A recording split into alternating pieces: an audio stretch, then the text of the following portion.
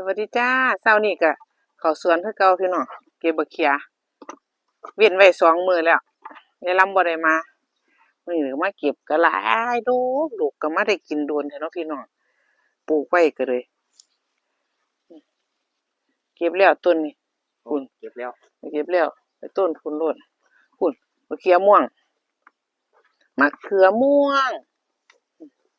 คืออ้อมสาก็พอได้เป็นผักเป็นนี่เลยเขียม่วงพี่น้องปลูกอ้อมสาไว้นี่ล่ะพอได้เก็บย้อนอยู่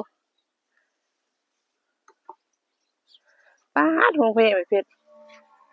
มาดกแต่บักเขียม่วงก็ดกเนาะ2 ต้นก็กินบ่ขาดระยะ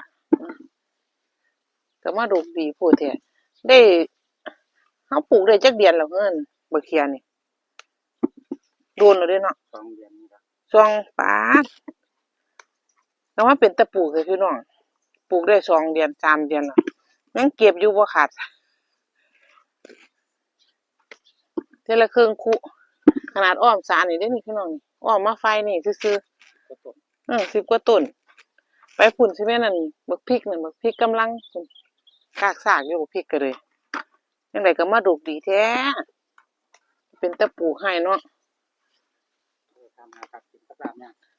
บ่ได้ทำเลยแปดมานี่โลด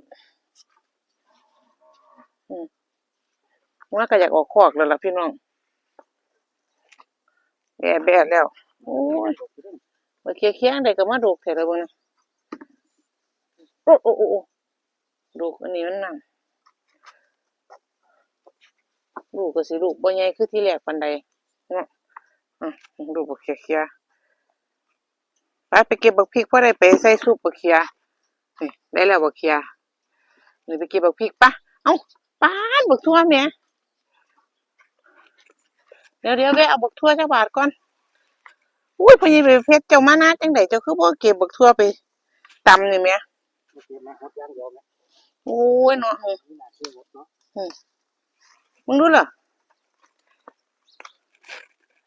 ย่อยยำยางก็ยังบ่เก็บเอาอยู่นี่นั่นได้ตำย้อนพุ่นเด้นั่นเก็บมานั่นอยู่ทางไหนพุ่นข้อยบ่เข้าไปข้อยสิไปเก็บบักพริกซะก่อน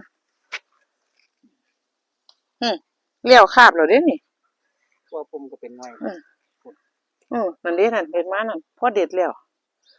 เอ้านี่เด้ว่าแต่มันบ่เกิดนี่เห็นบ่นี่อิหยังเอิ้นหยังบ่แปลกทั่ว